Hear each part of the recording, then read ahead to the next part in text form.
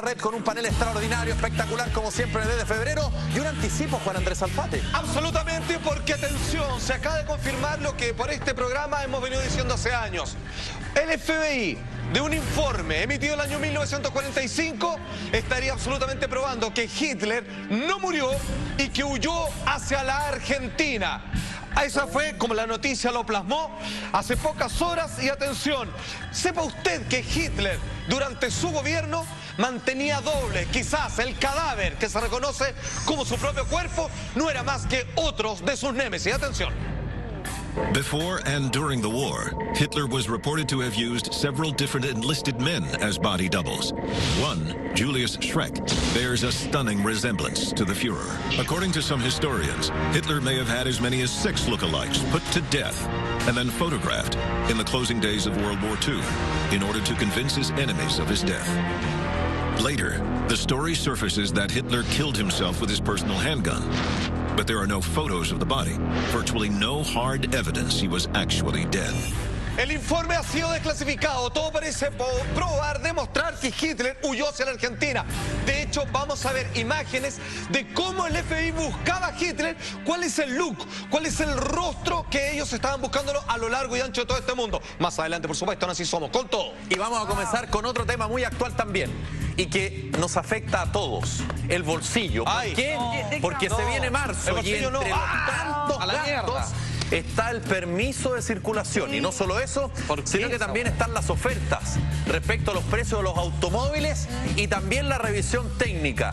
Hoy vamos a conocer las distintas técnicas y tácticas que tienen las automotoras cuando uno va a llevar a un auto para que lo arreglen o cuando quiere comprar un vehículo 0 kilómetros. Y te cagan. Esto es un programa de la televisión británica que justamente nos cuenta exactamente cuáles son las técnicas que utilizan. Pillerías. Y vamos a comenzar con lo siguiente.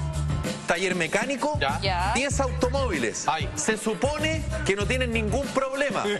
Se supone, porque cuando los llevan a los talleres, los dueños les reciben un llamado diciendo que hay que cambiar pastillas de freno, hay que cambiar neumáticos, hay que cambiar amortiguadores. ¿Por qué? Porque hay que sacarle plata a la gente. ¿Cómo? Aquí está el video. Comenzamos. We sent 10 cars into 10 different Kwik Fit garages for their free brake and tyre checks. We had them all inspected beforehand, so we knew exactly what condition they were in. So, did Kwik Fit try to persuade us to pay for work we didn't need? First up, this Hyundai. Kwik Fit's advice was clear. Okay. Cost of these new pads? £80. But did we really need them? Not according to our expert John, who measured the discs and found that they were in fact well over 4 millimetres. The pads are fine, they don't need replacing yet. Next, this Golf. Kwik Fit tried to sell us £160 worth of work. No, so like I said, we would advise a couple of shockers. Is that shock absorbers, is that? Yeah, shock absorbers, yeah.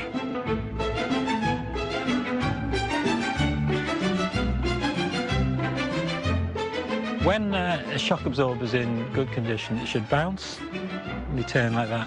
Bounce and return. That's all in good conditions. In total, Kwik Fit tried to trick us into paying for over £700 worth of work on 4 of the cars we simply didn't need, or at least not as urgently as they suggested. What I've found is that there's no evidence whatsoever that the wheels have been off, the brakes have been checked. And how can John be so sure? That's right, our silicon trick. Remember, he marked all the cars before they went in for their checks. That silicon's not been disturbed at all. If they've managed to get in there, they've done very well. It was probably inspected by a guy called Houdini. On this car, they also missed something much more serious. There's the nail. Still there. What they did miss out, bearing in mind that this was a brake and tyre check, were nails, a nail in the near side front tyre, a screw in the offside rear tyre. ¿Están impactados? No, ¿sabes qué? A mí no me impacta nada, porque no me extraña nada. Eso sí. Porque en diciembre, cuando fui con el auto nuevo que me había comprado a Córdoba, se me apunó en el Enjoy de los Andes, se me apunó y llegué apunada a Córdoba. El asunto que lo llevo allá para ver y el auto jamás le hicieron ni siquiera un cambio de aceite. Nada. Nada. en el taller. Es decir, todas las veces que lo llevé al servicio mecánico, que pagué, no le hicieron nada. Por lo tanto, los filtros estaban aplastados. No. Lo que dice el programa británico es verdad. Acá, para muestra, hay un botón respecto a lo que dijo la Andrea de la Casa. Estamos viendo este programa de televisión británico que nos revela las tácticas del negocio automotriz para sacarnos más dinero. Esto es un clásico. Sobre todo yo sé que aquí hay algunas personas de este panel que tienen automóviles más bien pequeños. ¿Por qué? Porque uno busca la economía. Es decir, que la proporción entre kilómetros andados y por supuesto el gasto de combustible sea el menor posible. ¿Por qué? Porque uno anda mucho en auto y la idea es no gastar tanto combustible. Claro. Pero este programa de televisión nos revela que no nos hacen poca trampa. Nos hacen harta trampa. ¿Saben por qué? Porque las pruebas de los fabricantes no son en condiciones normales, son de condiciones anormales. Y uno no anda con un auto en una wincha, uno anda con un auto en la calle. Es irreal. Ocupa el aire acondicionado. Sí. Y por lo tanto hay un desgaste mayor. Sí. Pero los fabricantes no lo hacen. La ventana así. abierta. La prueba está en este siguiente video. Pongan atención. Look at these. Fiat says its iconic 500 with its 1.2 engine will give you 58.9 miles to the gallon. Nissan claims its best-selling Micra will do even better at 65.7 miles to the gallon. As for this Focus, Ford says 1 gallon will give me 56.5 miles. For drivers fed up with high fuel prices, it's all great news.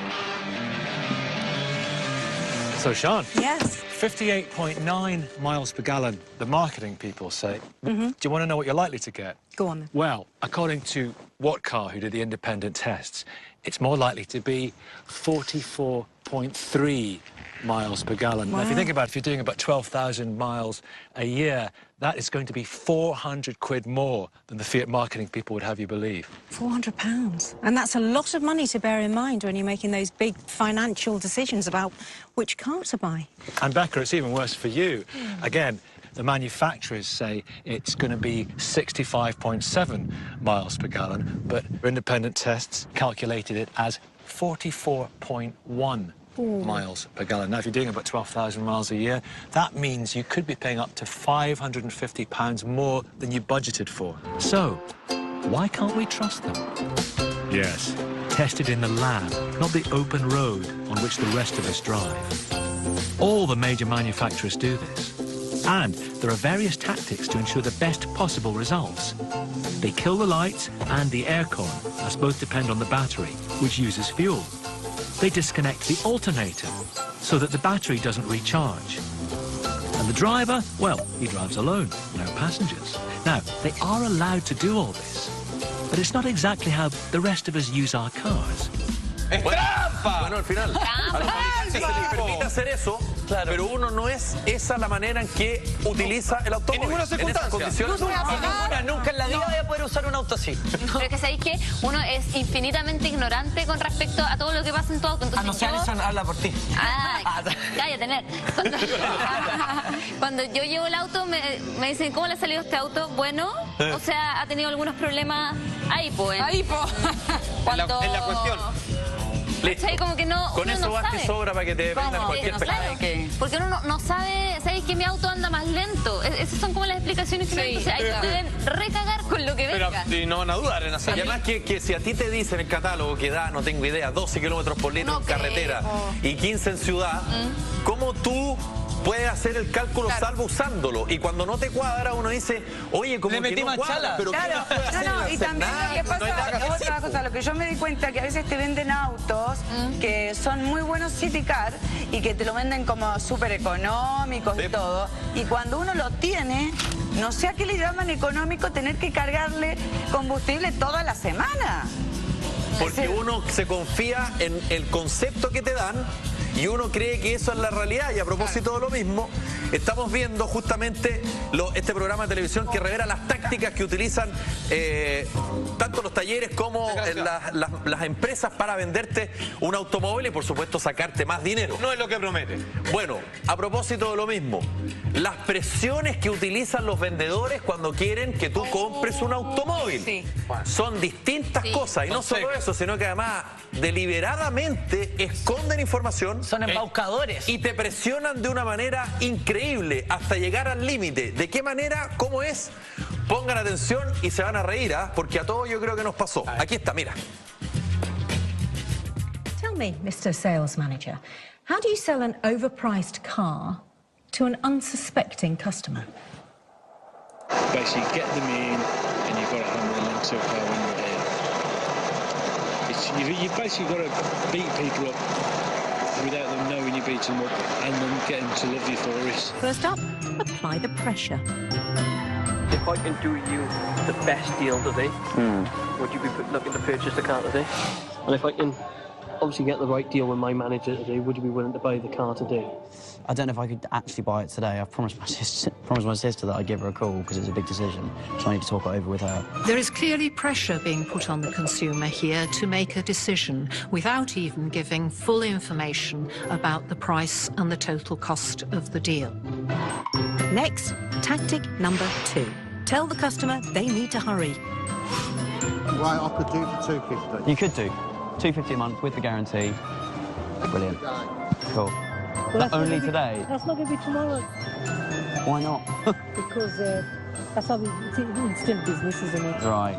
It's like if you show me the colour of your money. Yeah. I'll do it. This is a very pressurised sales situation. It is being made out that the offer is time limited when in fact it may not be, and the consumer is being pushed into making a decision that given proper time and thought they might not make. Finally, the most extreme tactic, desperation. Who do you need to speak to? My sister. We can go and pick her up. Really? She's in London. I don't think you want to go that far. We'll drive to London. I'll drive to London to go and pick your sister. That's a bit much. The consumer is not being given full information about the price and the cost of the finance, and the consumer is not being given proper time to be able to make a proper decision.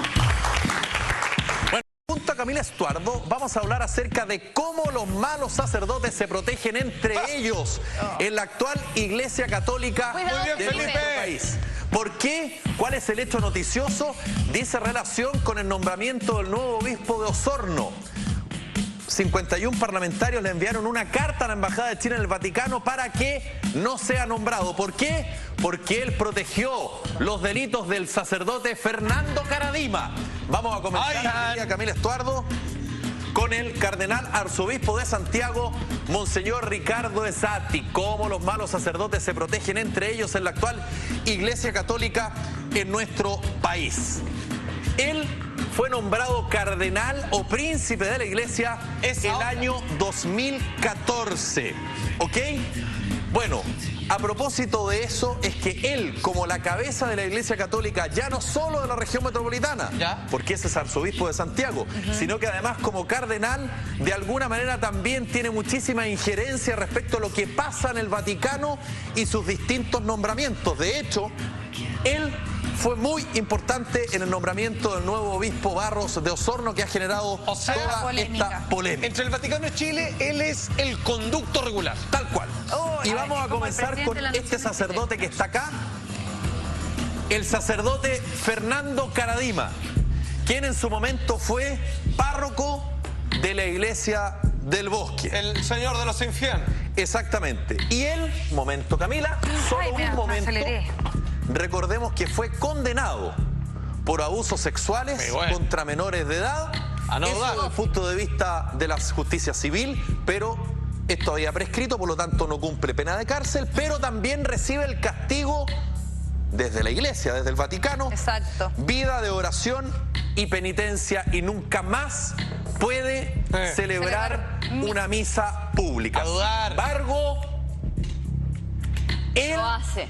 Celebra misas públicas, como yo se lo acabo de decir, teniéndolo estrictamente prohibido por el Vaticano.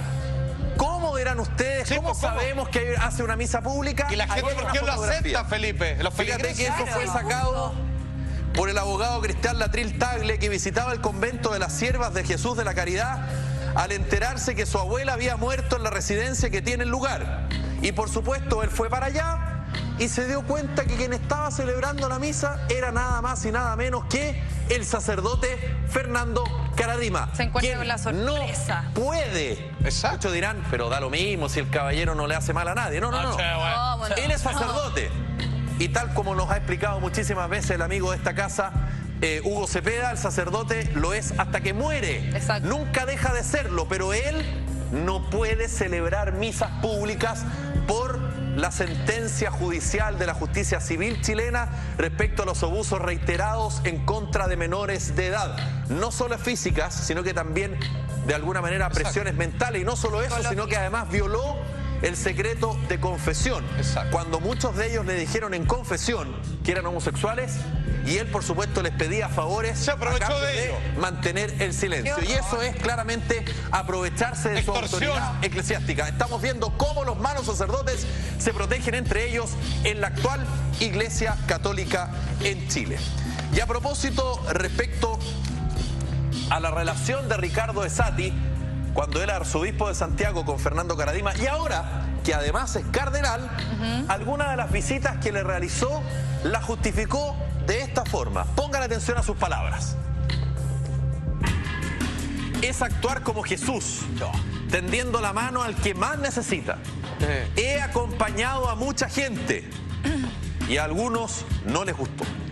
Eso no me va a impedir seguir estando cerca de los que sufren y los que buscan esperanza. Lo divertido es que no se refiere a las víctimas, que no a los victimarios, Felipe. Tal cual. Manténganlo ahí, por favor, un segundo, señor director, ojalá se pueda, porque lo que dijo Salfate es la clave.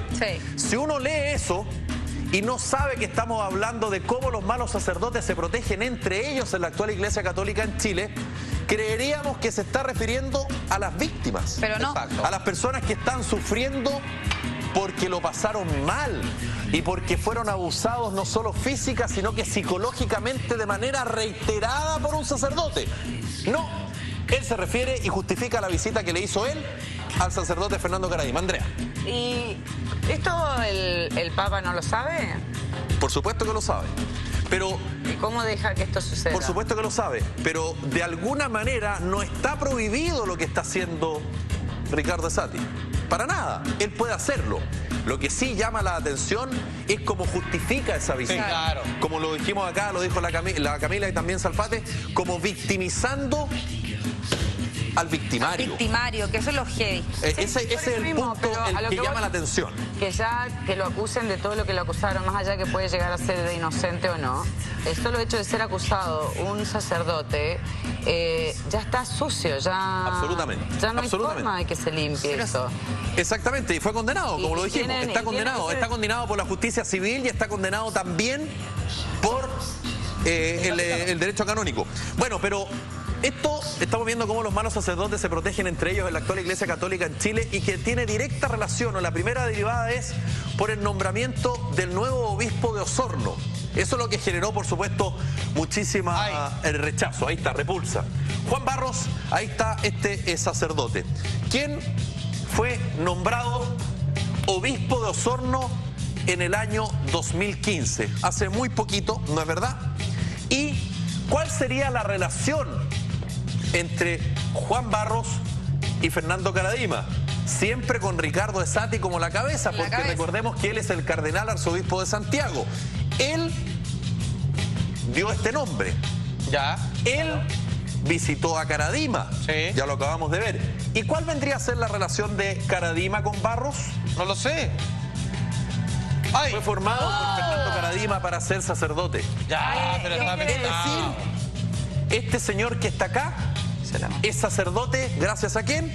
Gracias a este señor que está acá, que es visitado permanente por este señor que además lo protege. Protegido. Y él pide al Papa que lo nombre obispo de Osorno. Y quizá encubrió muchas cosas que hizo Karadima. Tal cual. Tal cual, muy Sí, bien. que no lo incluyó en las malas prácticas. Exactamente. Claro, eso era para mí. Denme un segundo. Según Juan Carlos Cruz, una de las víctimas de Fernando Karadima, el sacerdote y ahora obispo de Osorno, Juan Barros, fue el encargado de encubrir las aberraciones sexuales de Fernando Karadima. Y como decíamos, él fue formado por Karadima en el ejercicio del sacerdocio. Estamos viendo cómo los malos sacerdotes se protegen entre ellos en la actual Iglesia Católica en Chile. Felipe, ¿sí? Se puede entender el pago de favores de los dos caballeros que están abajo, pero respecto al cardenal, ¿él de alguna manera se siente obligado o hay algo que le debe a estos señores de por qué esa ¿Porque los sobreprotección? protegen? ¿O simplemente para no ensuciar el nombre de lo que él representa?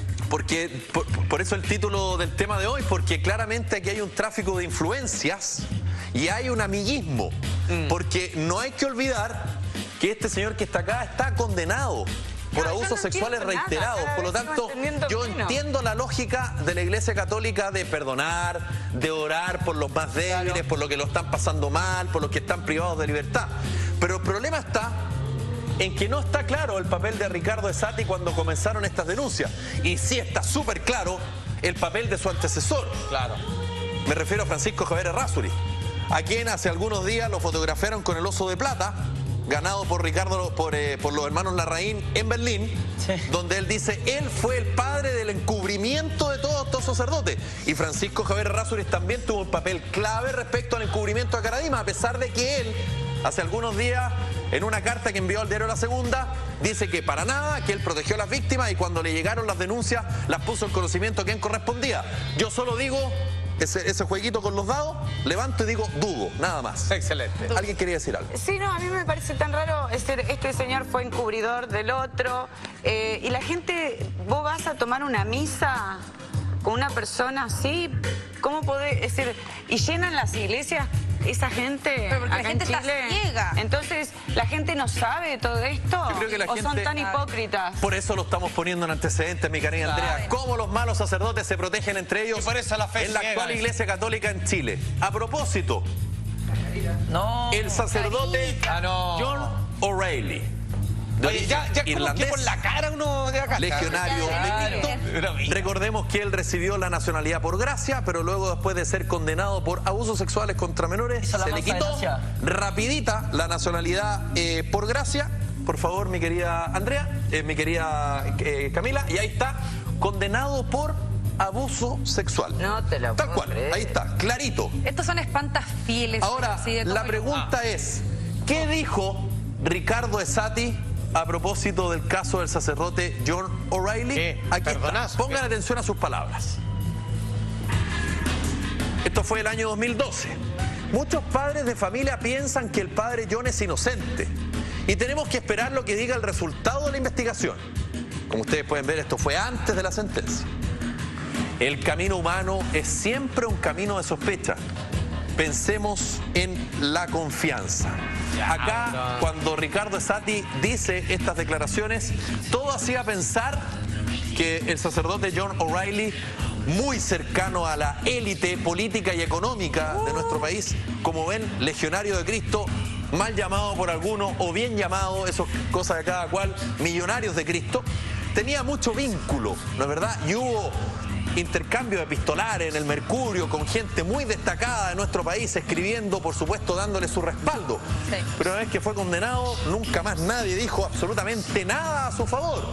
Y como pueden ver, el sacerdote John O'Reilly no solamente tenía la protección de acá, sino que también tenía la protección de la élite económica de nuestro país. Cómo los malos sacerdotes se protegen entre ellos en la actual Iglesia Católica de nuestro de las altas esferas. Pero cabe destacar que estos católicos que defendieron, pero así con uñas, dientes, todo a John O'Reilly, mataron, que se le olvidó todo lo católico, a la familia de esta niña que había dicho que había sido abusada. O sea, le importó nada al prójimo y lo mataron diciéndole que estaba loca, que era mentirosa.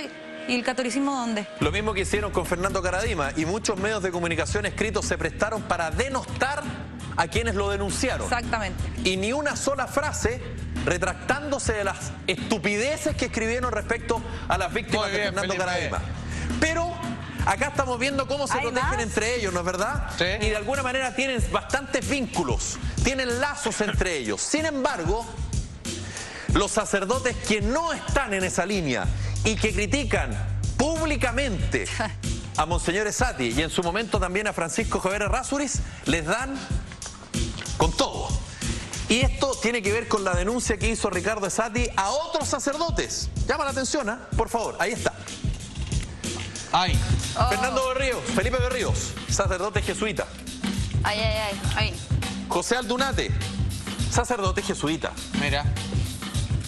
Y Mariano Puga, obrero. Increíble, ¿no?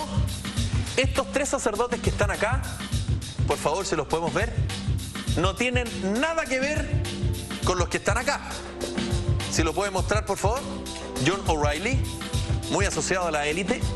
Juan Barros, muy cercano a la élite de Fernando Karadima, que hay que decirlo, que no iba a las misas de Fernando Karadima en la iglesia del Bosque, era un picante en la década de los 90. Claro. Y quien lograba casarse con Fernando Karadima era top. Sí. Y Ricardo Esati la cabeza de la iglesia. Pero ellos que están acá, como muy bien los ubicó la Camila, en la parte baja de la pizarra, Felipe Berríos, jesuita, José Aldunate, sacerdote jesuita, Mariano Puga, sacerdote obrero. ¿Por qué la denuncia? Denunciados al Vaticano por criticar a la iglesia. Zafate, en una palabra, cuando uno habla de Jesús, ¿se asocia con riqueza o con pobreza? Con pobreza. Era la invitación que él hacía, de hecho. Como niños y pobres. ¿Saben por qué fueron denunciados por Ricardo Esati estos tres sacerdotes que están acá? A ver si los podemos mostrar, por favor. ¿Por desprestigiar? Bueno, aquí. Felipe, perdón. Felipe Berrío, dame un segundo, Salfate. Criticó el clasismo, la cota 1000 y el sistema educacional. Además dijo que Dios estaba orgulloso de los homosexuales y no condenó la despenalización del aborto. Salfate. Dos grandes invitaciones que hizo Jesús: a ser como niños y de alguna manera acercarse a ese estado de humildad y pobreza. Dos cosas que violan. Violan niños y violan por cemento, o se burlan de la pobreza con así la cantidad de dinero que les encanta acumular. Vamos con Mariano Puga, aquí está. Vamos con Mariano Puga, después vamos con José Aldunate. Vamos con Mariano Puga, ahí está. Señaló que la iglesia, en vez de ser la que destruiría el concepto de clase, lo fortaleció. Interesante, ¿ah? No deja de tener razón. Colegios para los pobres, otros para los indígenas y otros para la clase alta. Colegios solo para la clase alta. John O'Reilly. Claro. ¿Y qué dijo el sacerdote José Aldunate, que está acá? Otro de los jesuitas. Señaló molestia a las altas cúpulas de la Iglesia Católica cuando señaló que el homosexual, comillas, tiene derecho a amar y compartir su vida con otra persona. Pregunta, ¿lo que estos tres sacerdotes de acá abajo dijeron respecto a lo que han hecho los que están acá arriba? Creo que no hay punto de comparación. Pero ¿qué dijo a propósito de lo mismo Ricardo Esati respecto a estos tres sacerdotes y por qué los denunció a la Iglesia Católica? ¿Qué fue lo que dijo el periodista Ascanio Cavallo respecto a este tema? Pongan atención. Las posiciones de estos tres curas no tienen nada de novedosas, lo que dijo Aldunate, Puga y Berríos. La única explicación para acusarlos ahora, armarles un lío y mandarles un expediente al Vaticano, es tratar de equiparar lo que pasó. Ahí está. Lo que pasó con Karadima y lo que ocurrió con O'Reilly. Y no hay comparación, perdón. Lo dice Ascanio Cavallo. O sea, al final Ricardo Esati está encubriendo a lo otro... A lo peor de lo peor. Claro, y lo convierte eso en un cómplice. Exacto. Y castigando a los que están haciendo la pega, tratando de limpiar el nombre de... Por tus actos te conoceréis, ¿no? Sí, claro, exacto. Porque estos son espantafieles, pues, Félix. Sí, vos sabés que la verdad que quedé impresionada. Me hace acordar al gobierno argentino. Uy. Exacto, se parece bastante. ¿Cómo los malos sacerdotes se protegen entre ellos en la actual Iglesia Católica de Chile? Usted decide, aquí están los antecedentes. Hoy en este show. ¡Salfate! Atención. Atención, amigos míos, las presiones que ha ejercido Estados Unidos sobre Rusia ha generado que Putin diga: ustedes siguen molestando y voy a contarle al mundo entero lo que ya varios saben, que el atentado de septiembre 11 sobre las Torres Gemelas fue un autoatentado, amigos míos. Así es como lo publican Noticias Internacionales, donde esto está que revienta. Lo que estamos viendo, amigos míos, es una famosísima página conocida como Veterans Today, que son exmilitares y esa gente de la CIA norteamericana, y que ha reunido también uniformados de otros países que denuncian que cuando estaban ejerciendo no podían sencillamente contar aquellos tremendos secretismos al interior de estos círculos de poder, pero que hoy día hacen una advertencia. Hace bastante tiempo, Estados Unidos, país que queremos, dicen ellos, tengan cuidado, si siguen molestando al gobierno ruso, puede que Putin lance a la voz pública lo que todo el mundo ya conoce. De hecho, el ex militar y experto en inteligencia global que ha participado en esta página, en este portal, Gordon Duff, dice: Estados Unidos teme a que Putin publique los archivos satelitales del 11 de septiembre que confirmarían, insisto, lo que muchos ya sabemos, que el atentado de las Torres Gemelas fue perpetuado por nuestro propio país. Él las publicará si es que nuestro país sigue amenazando al suyo, y no, de eso no cabe ninguna duda. Zafate, yo le he dado duro a Estados Unidos y he defendido a Rusia en ciertas cosas acá en el programa, y esto cuadra perfecto. ¿Sí o no? ¿Saben por qué?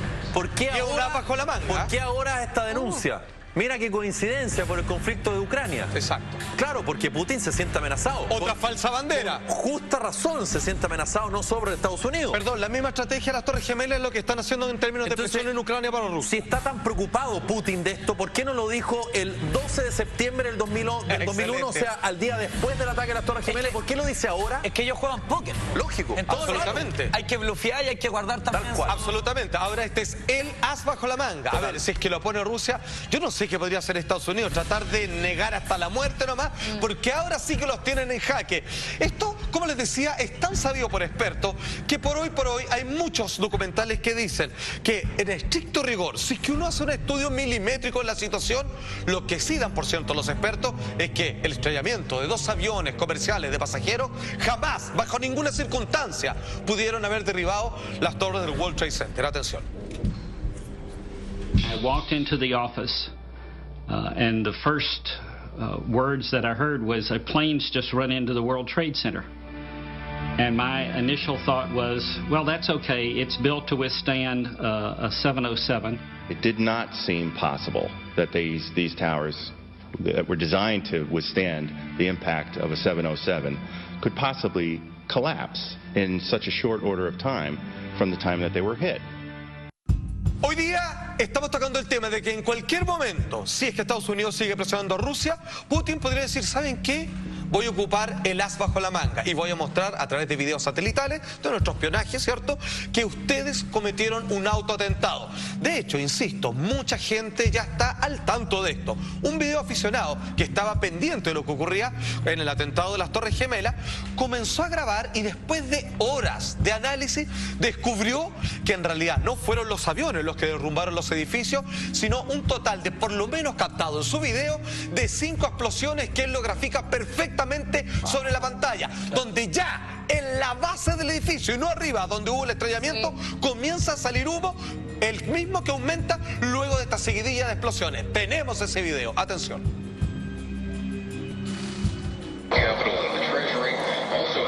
Atención, está diciendo los segundos. Está saliendo humo de abajo, ¿ven? Sí. No tiene sentido. O sea, ninguno. No tiene por qué estar diciendo algo abajo. De hecho, no fue denominado ningún informe que qué cosa colapsó en esa oficina que pudieran estar generando ese incendio. De hecho, oficialmente nunca hubo nada en el subterráneo. No hubo un atentado en el subterráneo y nada. No, de eso está fuera de... En el documental 6 Gate muestran que los pilares de abajo estaban cortados de una cierta forma, que era claramente habían puesto explosivos. Absolutamente, como una demolición programada. Señor director, le voy a pedir una cosa, porque las explosiones se sienten, se escuchan. Pese a la distancia donde este hombre está grabando, y las va colocando con información gráfica sobre el video. ¿Podemos verlo, por favor, una vez más y ver cómo van detonando estas explosiones que no tienen nada que ver con que un avión se haya estrellado o no, porque este edificio lo iban a echar abajo por esto y no por otra cosa? Capital and the Treasury also having been evacuated. One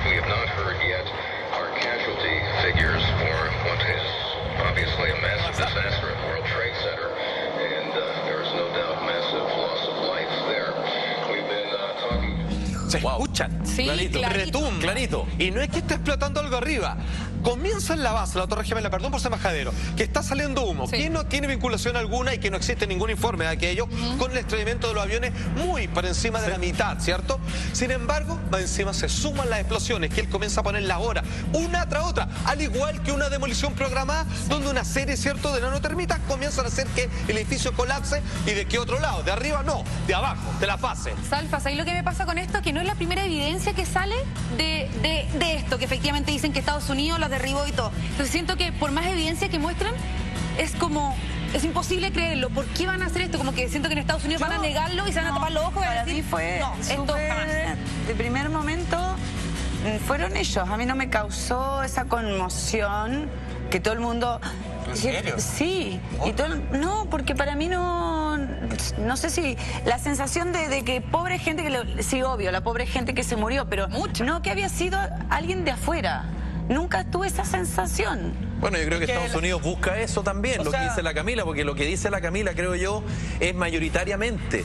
Lo que piensas tú, Andrea, poco a poco ha ido tomando más fuerza y Estados Unidos sabía la reacción que iba a provocar mayoritariamente, de condena y de darles con todos los supuestos atacantes. Algo que ya había hecho el Pearl Harbor, que está haciendo Ucrania y todo lo demás. Atención, esta teoría de las explosiones...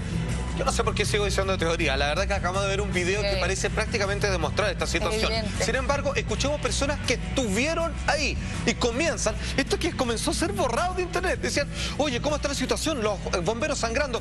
No sé, a mí lo que me extraña comienza a decir son las explosiones que están abajo, que no sabemos de dónde vienen. No tiene Atención. ningún sentido.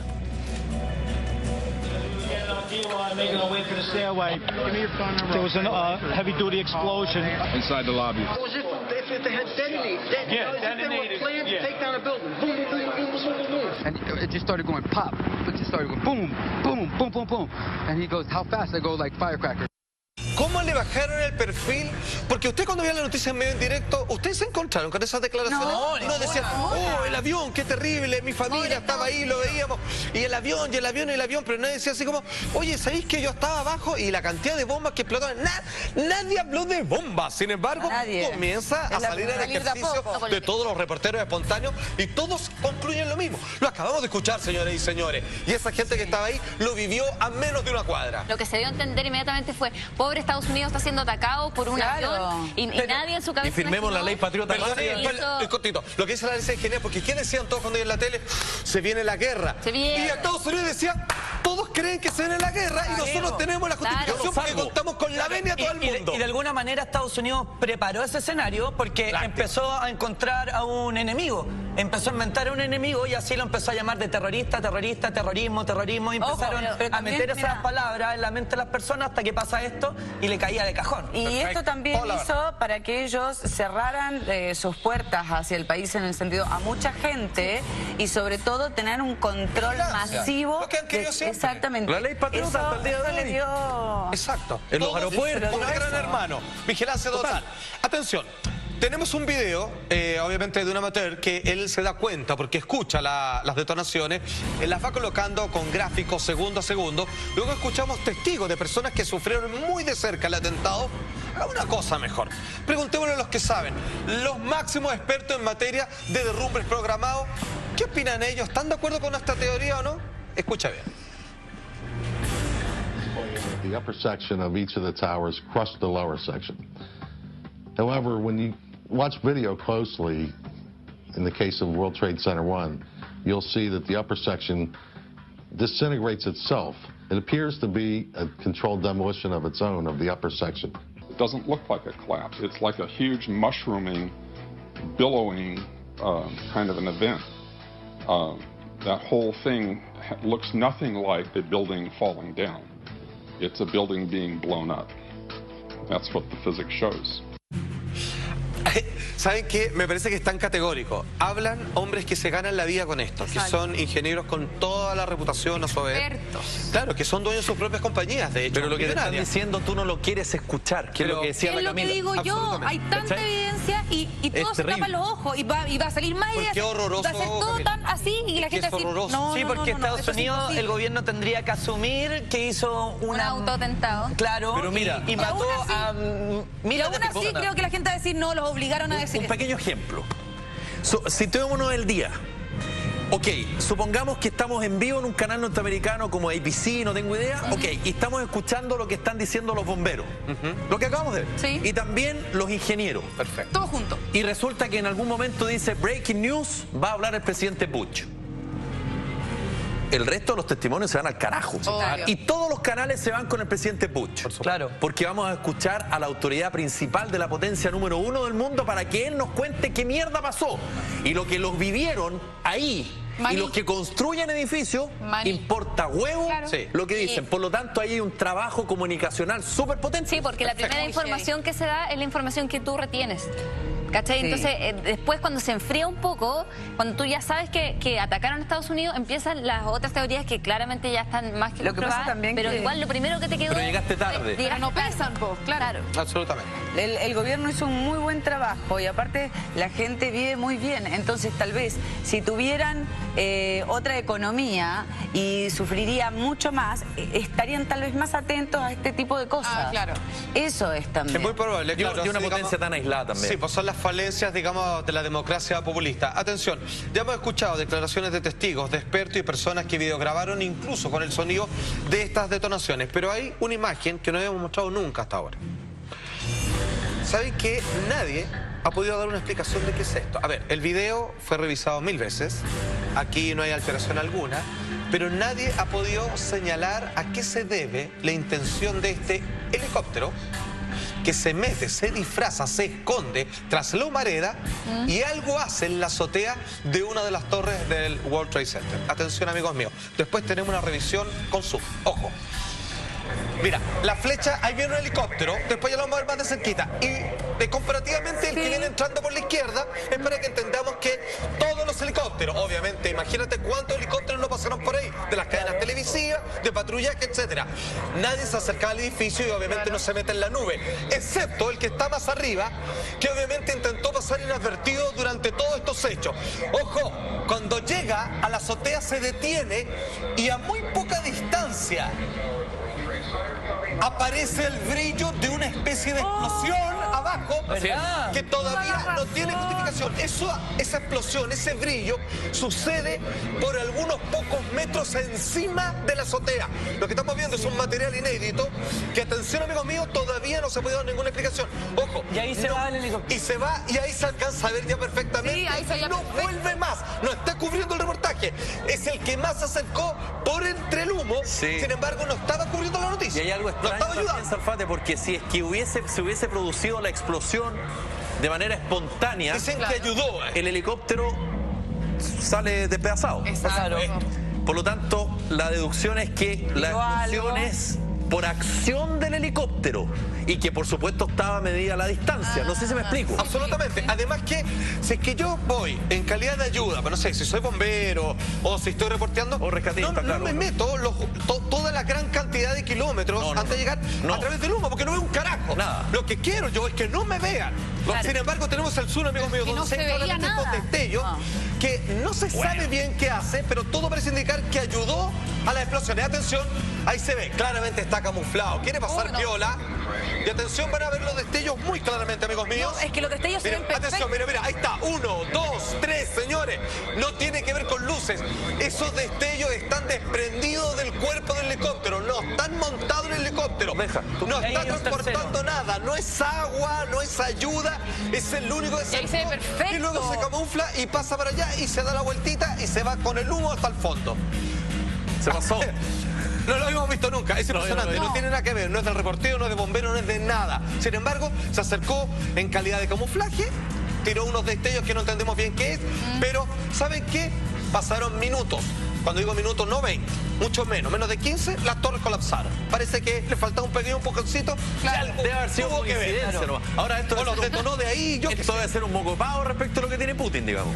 Ah, sí. O sea, esto es como un canapecito, digamos. O sea, de hecho deben tener a ese helicóptero todo satelital. Sí, absolutamente. Porque es satelital. Tienen Absolutamente. todo. Y deben tener comunicaciones, deben tener diálogos, todo. Deben tener todo, o sea, por eso es la demostración absoluta. Ahora, lo único que le queda a Estados Unidos es negar hasta la muerte, así como desgraciado, inventando. Putin me quiere cagar. Yo creo que después de esto va a recular un poquito. Acuérdense de nosotros, Estados Unidos va a aflojar con Rusia. Un ratito, le va a dar un respiro. Le va a dar un respiro. Acuérdense de nosotros. Atención, amigos míos, este año, o a fines del año pasado, que estamos a meses nada más, ¿cierto? Del fin del 2014, un grupo documentalista agarró todo este material que hoy día estamos mostrando.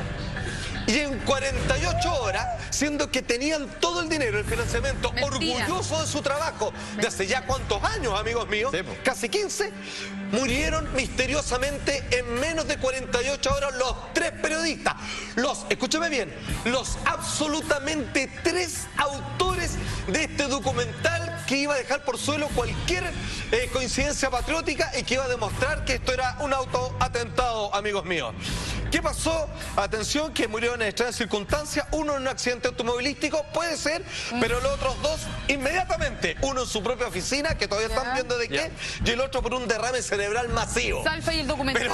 Pero al toque, los 3 se murieron. ¿Y el documental? Se acabó.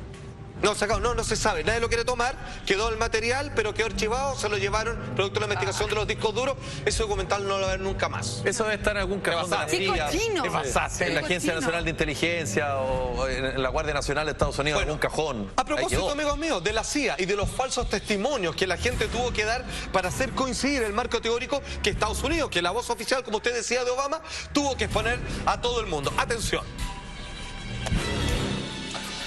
Dianna Feinstein, senadora de Estados Unidos, ojo, senadora, ya presentamos expertos, políticos de distintas materias, dice ella, la CIA, durante todo el periodo de investigación sobre las Torres Gemelas, se esforzó por fabricar falsos testimonios que demostrarían la culpabilidad de Al Qaeda durante el 11 de septiembre. Lo que estamos viendo es un informe que tiene 525 páginas, donde en las torturas que se hizo a los primeros capturados, ciertos prisioneros de guerra, les decían a ellos, porque está en el informe, y ella fue la que gritó y lo otro, lo pasamos por el lado, ya, usted tiene que confesar y tiene que decir Al Qaeda, gritarlo, y le ponemos menos corriente o yo qué sé. Lo que decía Matías, no es un escándalo. Claro, ya habían inventado al enemigo. Ya lo conocíamos a Osama Bin Laden. Salía en la tele, en todos los diarios. Pero había que hacer... O sea, pero tenía que matarlo aún más. Claro, de hecho hay un documental que de seguro... Tenía que tener gente que confesara. Claro, de seguro ya lo viste, que cuentan sobre eso y ponen cuántas veces ellos decían la palabra terrorista. Así es. Ahora, acá hay algo que son más categóricos. Felipe, una pregunta, yo sé que es de cajona, pero te la voy a hacer igual como el tremendo... No tiene que ver con un año, ¿no? No, para nada. El tremendo periodista riguroso investigador que eres. Este hecho, en términos históricos, ¿es medianamente importante o muy importante? Importante lo que pasó en las Torres Gemelas. Sí. O sea, cambió el desarrollo político, económico, social, militar de la historia, ¿no? Pero totalmente. Por lo tanto, manipular evidencia para no saber la verdad sería un escándalo en términos de que una investigación nos llevara a buen puerto, por lo menos lo que conocemos como intentar saber la verdad. Atención, amigos míos, que siendo, como decía Felipe, uno de los hechos más importantes de la historia, se preocuparon de que en tiempo récord limpiaran los fuselajes de los aviones estrellados, los escombros de las Torres Gemelas caídas que fueron mandados a otro continente, el más lejano posible, para reciclarlo y convertirlo en otras casas, digamos, de los suburbios. ¿Por qué lo hicieron eso? Para que nadie encontrara ninguna pista de lo que ellos mismos se hicieron. Atención. All investigations are done. If an airplane crashes, they seal off the entire area, nobody touches anything, they move it to a secure location, and they reconstruct an aircraft.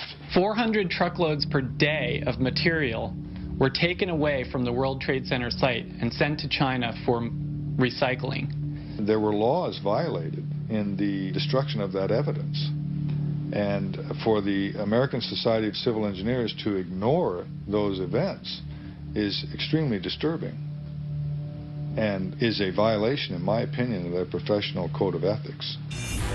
Una vez más, lo que este programa, conocido internacionalmente, ¿cierto? Así Somos, dijo hace varios años, hoy día es la gran amenaza ya bajo la manga que tiene Rusia para confirmar lo que ya muchos saben o por lo menos creen, y es que el atentado de las Torres Gemelas no fue otra cosa más que una falsa bandera, vale decir, un autoatentado.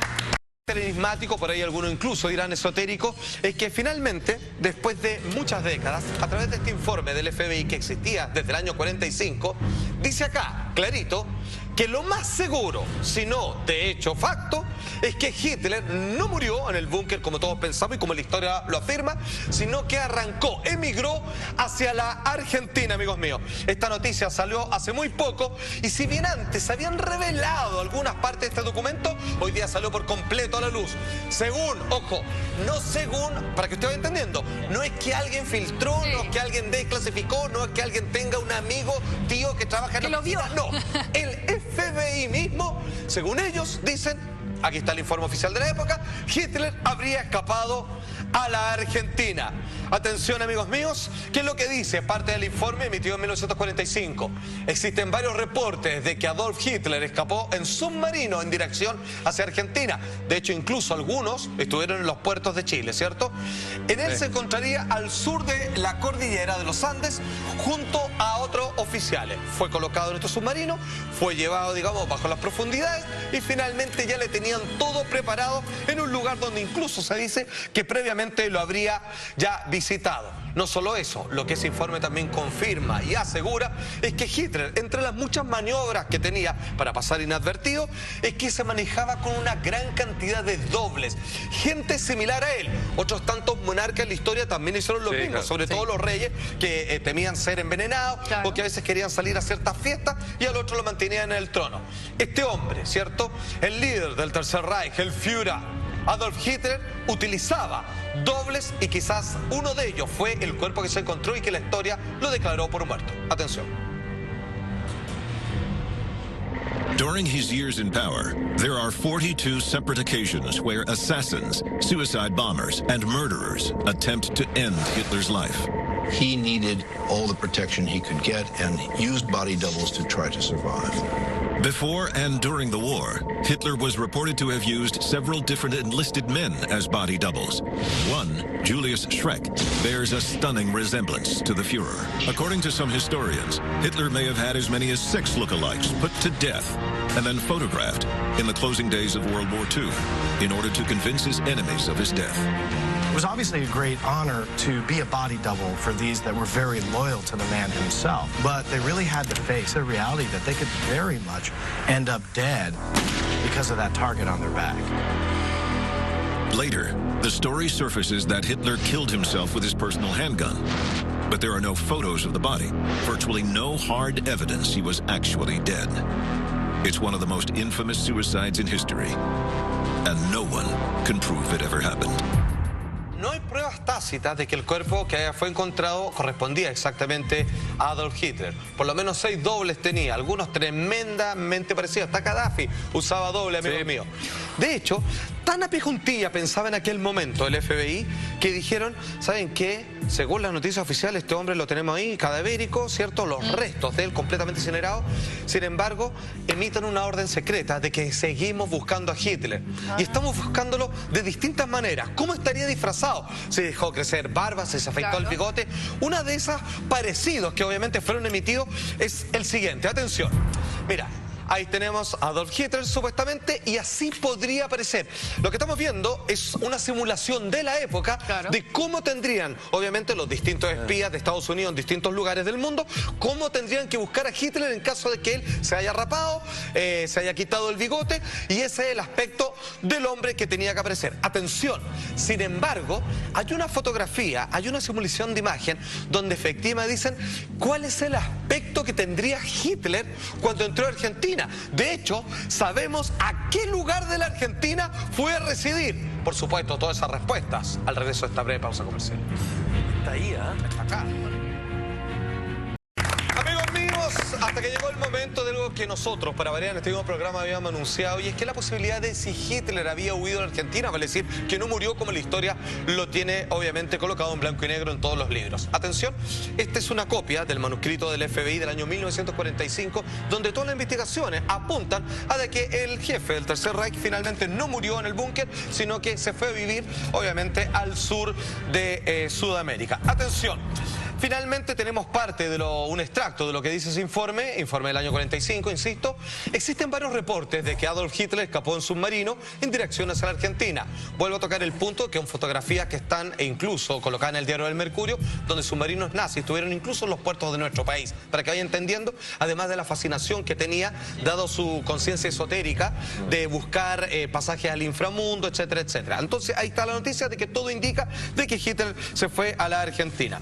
Atención, porque además, ¿me quería decir algo? Sí, porque bueno, igualmente en ese momento hubo un acuerdo con Argentina para poblar el territorio, entonces podían entrar sin ningún, digamos... Es un poquito más fácil, claro. Podían entrar directamente, ponen en el caso de mis abuelos italianos, para tener un pedazo de tierra renunciaban a su nacionalidad. Exacto, y con todo respeto, en la Argentina, sobre todo quizá en esa época, uno paga un poquito más, digamos, y te colocan así como, senador de Argentina.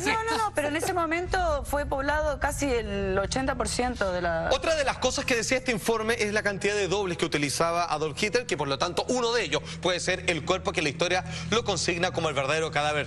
Atención, amigos míos, ahí lo vemos en una fotografía con uno de por lo menos sus conocidos 6 dobles. El parecido es bastante, quizá una pequeña diferencia en el tamaño de las orejas, pero en estricto rigor, claramente el hombre que iba manejando pudo haberse sido pasar por obviamente el Führer. A no dudar, ese hombre que vemos ahí es Julius Schreck, sí, exactamente, como el ogro de la película, y que obviamente era militar, chofer del líder alemán, y cuando tenía tiempo, obviamente lo reemplazaba en ciertas ceremonias de carácter social. Era chofer y doble. Aparte, tenía un porte y una característica muy característica del alemán. Por supuesto, y era fácil de imitarlo, digamos, estaba lleno de mañas y manías, ¿cierto? ¿Por qué Argentina? Yo una vez vi unos documentales sobre que... ¿Cuál es el problema? No, es que no es el problema. Que los nazis estaban buscando unas cosas en Argentina. Qué notable, amigo mío. Así como la lanza con la que habían matado a la de Longino, que está, que era la que quería Hitler tener como... Bueno, usted ha dado un punto muy interesante. Son varias las razones. Primero, Argentina en aquel momento, incluso casi todavía, es fácil, digamos, falsear papeles, digamos, hay un nivel de corrupción a niveles, digamos, públicos, ¿cierto? Por otro lado, él quería un lugar muy parecido, ¿cierto?, al lugar campestre donde él solía vacacionar. Eso ya podía ser parte de un capricho. Sin embargo, Argentina es un lugar de recepción mística tan impresionante que tenía particular fascinación Hitler. Él, de alguna manera, la raza aria, es una raza originaria de la India que finalmente dicen que tiene que ver con ciertas conexiones con seres divinos, como los cerros que están en Uritorco, por ejemplo, y en otros tantos terrenos, ¿cierto?, de la Argentina, donde él buscaba esta conexión mística además. O sea, la Argentina era, sin lugar a dudas, el lugar ideal para refugiarse por la posibilidad de que le brindaba al país y luego por todo el misticismo que él encerraba. Creo que mandaron expedición incluso a buscar portales. Bueno, me hiciste acordar. Hay un... Súper cortito. Ahí cerca del Uritorco hay un hotel muy antiguo de aquellas épocas donde se dice que estuvo Hitler. Sin lugar a dudas. De hecho, tan así que el propio presidente, ni más ni menos, estoy hablando de Eisenhower, él dijo que nunca, palabra del presidente, nunca se pudo comprobar si el cadáver de Hitler era tal. Palabra del presidente, obviamente, Dwight D. Eisenhower dice: ningún ser humano puede decir de forma concluyente que Hitler esté muerto. Hemos sido incapaces de descubrir una sola evidencia tácita, irrefutable, que demuestre la muerte de Hitler, amigo mío. Entonces, ¿qué nos queda? Que parece que el informe del FBI, que por fin hoy día vuelve a salir a luz pública en su edición completa, es que claramente dice lo siguiente. En nuestro extractor, Hitler escapó antes de la caída de la Alemania. Otro párrafo que dice: Hitler escapó al menos un mes y medio antes de la caída de Berlín. Él escapó junto a un doctor y 2 mujeres, eso es lo que dice el informe. Ellos llegaron con un submarino, ¿cierto?, que los esperaba con 50 personas aproximadamente. Insisto, esto no es raro, esto había pasado. Submarinos, digamos, ante el cono sur de Latinoamérica, obviamente se pasearon en varias oportunidades. Las razones podían ser muchas, pero la verdad es que la que más cuadra a esta altura, por el informe que acaba de clasificar el FBI, ningún hombre con secretismo ni nada, es que parecer estaban buscando la próxima casa de Hitler como contingencia o plan B en caso de que esto se viniera abajo, cosa que ocurrió. Ahora, ¿cómo fue que escapó Hitler hacia Argentina sin que nadie lo descubriera? Aquí puede estar la respuesta. El 26 de abril de 1945, la piloto nazi Hanna Reich aterrizó en Berlín entre los disparos de la artillería soviética y visitó a Hitler en las profundidades del búnker. Hanna Reich ingresó presuntamente al búnker, se reunió con Hitler y le informó que tenía instrucciones de llevárselo hacia el norte junto con su mujer Eva Braun.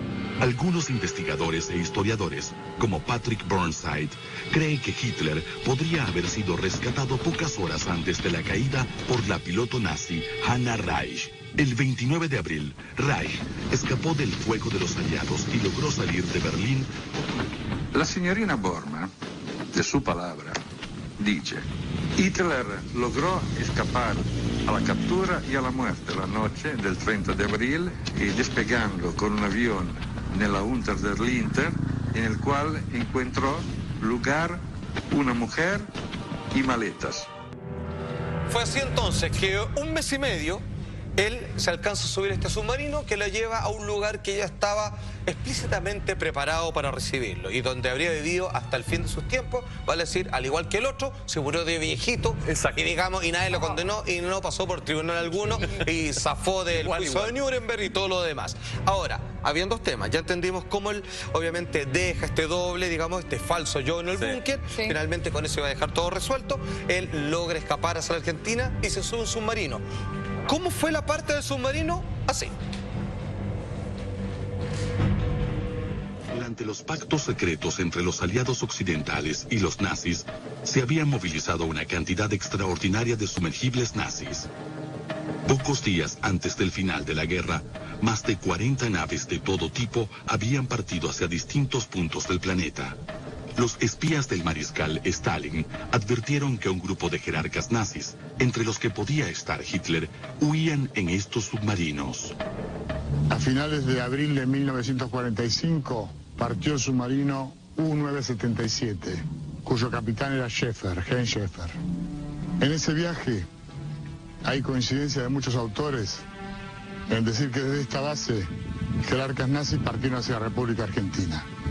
Entre ellos algunos mencionan a Hitler. Ok, Argentina está señalado por todos los informes. Nadie dice en una de esas se pasó Chile. No, Argentina. Lo buscaron en Argentina. Atención, la pregunta del millón. ¿Con el tiempo llegó a saberse dónde se instaló Hitler? Todo apunta a un lugar que está en Bariloche, amigos míos. Atención, ¿dónde se habría quedado hasta viejito, hasta morir ahí, Adolf Hitler?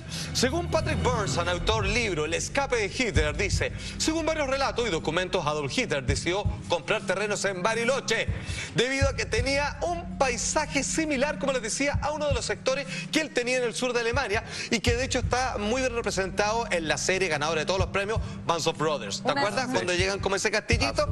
Y que algunos también dicen que ya no sé si es parte del mito urbano o no, es que de alguna manera Tinelli habría comprado uno de los dos terrenos sabiendo que parte, digamos, del misticismo y la magia en algún momento pertenecía a los terrenos comprados por el mismísimo Adolf Hitler. Entonces era Bariloche 100% por maña de él nomás, por parecerse al lugar porque donde le vivía. Gustaba, no, y la hizo bien, porque es piola, o sea... Sí, porque en esos momentos Bariloche no es lo que es hoy.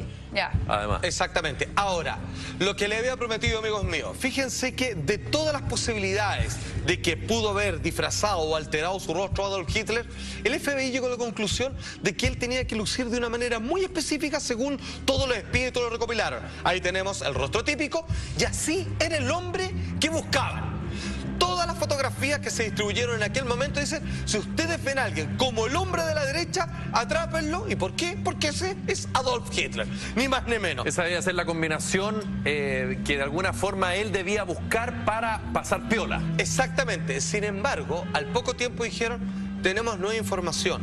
En realidad, el aspecto de Adolf Hitler debiera ser otra, porque se le vio y se le reconoció como tal. Logró huir, por supuesto, porque si no la historia hubiera declarado como detenido. Claro. Sí. Ahora, ¿usted quiere saber cómo se disfrazó y cómo, con qué look, con qué aspecto se paseaba Adolf Hitler en la Argentina? Se lo cuento, se lo muestro. Al regreso estaré pausando. Tranquilo. Volvemos. Finalmente, después de que todo el informe del FBI se desclasificó y que todo apunta y no hacia otro lado de que Hitler no murió en el búnker y que sí se vino a vivir a la Argentina, obviamente, como lucía, todo apuntaba a que el look, el disfraz de Adolf Hitler, donde se paseaba como Pedro por su casa en nuestro país vecino, era de la siguiente manera. Atención. Ahí lo tenemos, como todo el mundo lo conoce, y ahí está, con lentes, con bigote y con una tupida y bien recortada barba, como un hombre, ¿cierto?, de la élite germana que vino, obviamente, a pasar sus vidas, sus últimos días en la Argentina, digamos, a descansar sus huesos comprando gran cantidad de terrenos en Alemania. Finalmente, la conclusión del informe del FBI, que finalmente, hasta lo que entendemos, nunca se le pudo dar caza, porque el hombre supo disfrazarse y supo esconderse hasta el fin de sus tiempos, es el siguiente. Esta vez es Abel Basti quien escribe, es autor del libro Hitler en la Argentina. Ahí lo vemos, dice: según nuestras pruebas, Adolf Hitler habría muerto en el año 1964 y no en 1945, como todos piensan. Pese a que algunos análisis me han negado archivos del FBI y de la CIA, todos confirman esta teoría. Amigo mío, le aviso, tiene toda la razón, porque el día de hoy fue desclasificado el informe completa y dicen exactamente lo que usted había enunciado en su libro. Felicitaciones y una vez más nos adelantamos en los empates. Bueno, esto fue Así Somos. Muchísimas gracias, que lo pasen estupendo. Ya llega Expediente S con Juan Andrés Alfate. Nos vemos mañana después de Mentira Verdadera. Que lo pasen regio. Adiós. Adiós. Oye, pero qué bueno lo del agua.